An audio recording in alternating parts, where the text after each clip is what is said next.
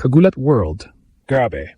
Alexandra Alex Ayala muling ginulat ang mundo at hindi lang dahil sa mga panalo niya laban sa mga top players, kundi pati na rin dahil mismong si Pangulong Ferdinand Marcos Jr. ang nagpahayag ng paghanga sa kanya. Ang 19 anyos na tennis prodigy mula sa Pilipinas ay umabot hanggang semifinals ng 2025 Miami Open, isang milestone na wala pang ibang Pinoy na nakamit sa kasaysayan ng WTA.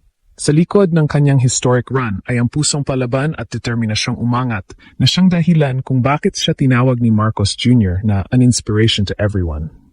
Mula sa unang round hanggang sa quarterfinals, pinakita ni Alex ang disiplina at kalmadong hindi mo iisipin sa isang teenager.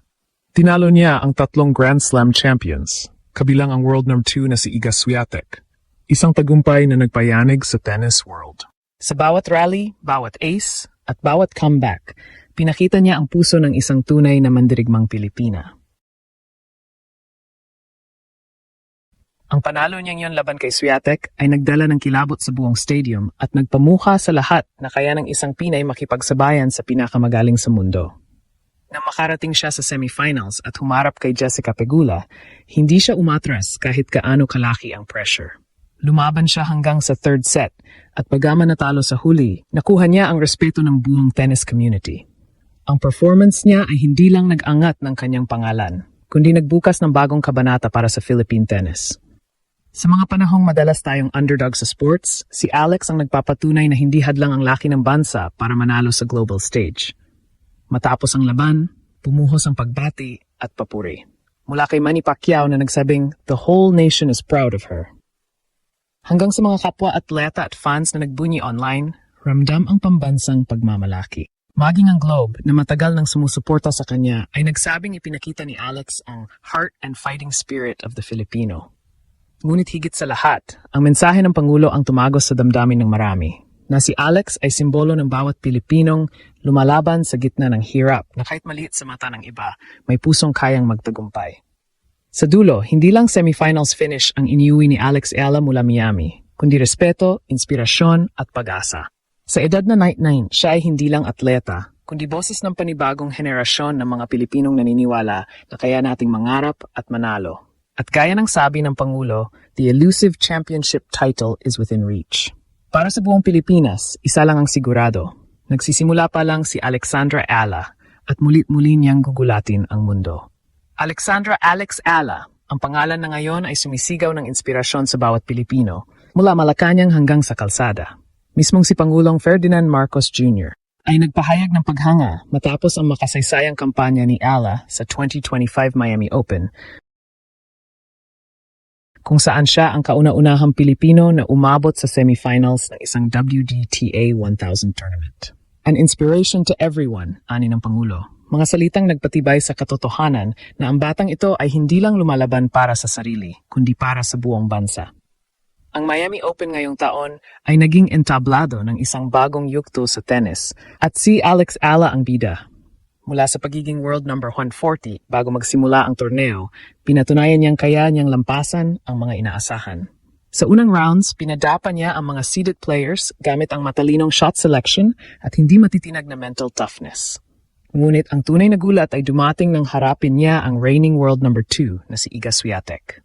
Sa laban na iyon, walang sinuman ang nag-isip na kaya ng isang teenager mula sa Pilipinas na patumbahin ang isang multiple Grand Slam champion. Ngunit pinatahimik ni Ayala ang lahat. Bawat forehand winner niya ay parang sigaw ng isang bansang matagal nang naghahangad ng ganitong klaseng tagumpay. Matapos ang pagkapanalo laban kay Swiatek, sumabog ang social media.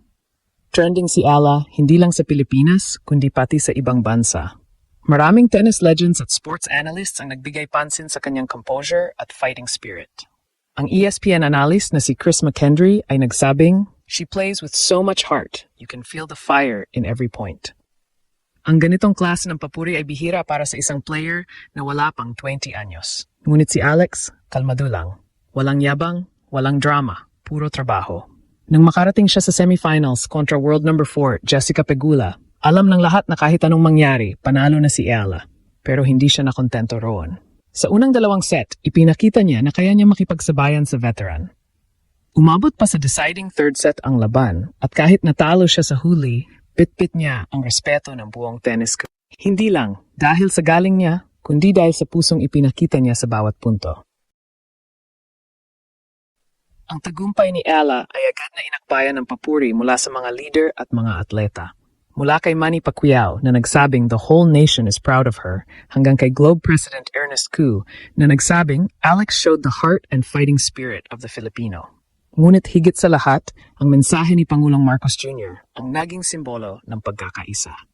Sa bawat salitang determined, steadfast, and never backs away from challenges, malinaw, si Alex Ayala ay hindi lang tennis player. Siya ang bagong mukha ng pag-asang Pilipino. Sa pagpapatuloy ng kanyang makasaysayang Miami Open run, mas lalong tumibay ang imahe ni Alexandra Ayala bilang simbolo ng bagong henerasyon ng mga Pilipinong atleta. Matapang, disiplinado at may puso. Sa kabila ng kabataang edad na 19, ipinakita niya ang maturity na bihira pa ring makita kahit sa mga batikang manlalaro.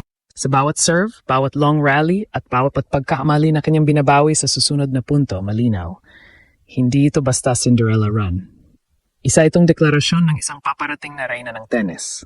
Matapos ang laban kontra Jessica Pegula, kung saan tumagal siya hanggang third set, bumuhos ang emosyon sa court. Ramdam ng mga manonood na hindi lang basta natalo si Ella, siya ay nakipagsabayan. Sa bawat sigaw niya ng come on, sa gitna ng court, parang buong Pilipinas ang sumisigaw kasama niya. Nagpaulan siya ng winner sa unang set. Pinaikot ang laro gamit ang matatalinong drop shots at ginamit ang kanyang bilis para kontrahin ang bawat atake ni Pegula. Ang laban ay hindi lamang tennis, isa itong sagupaan ng puso ng laban ng isang underdog laban sa isang veterana. Pagkatapos ng laban, mabilis na kumalat ang mga larawan ni Ella na nakangiti habang papunta sa net para kamayan si Pegula. Isang ngiti ng paggalang, hindi ng pagkatalo. Dahil alam niya, sa mga mata ng milyon-milyong Pilipino, siya ang tunay na panalo. Maging ang WTA commentators ay napahanga. This is what the sport needs, a fearless young star who represents a new market, a new passion. Hindi rin nagpahuli ang mga reaksyon mula sa mga personalidad sa Pilipinas. Ang Malacanang ay naglabas ng pahayag ng pasasalamat. Binigyang diin ang sakripisyo at disiplina ni Alex. Maging ang Pangulo ay nagpost sa social media na nagsasabing, "You have shown the world what a Filipino athlete is all about."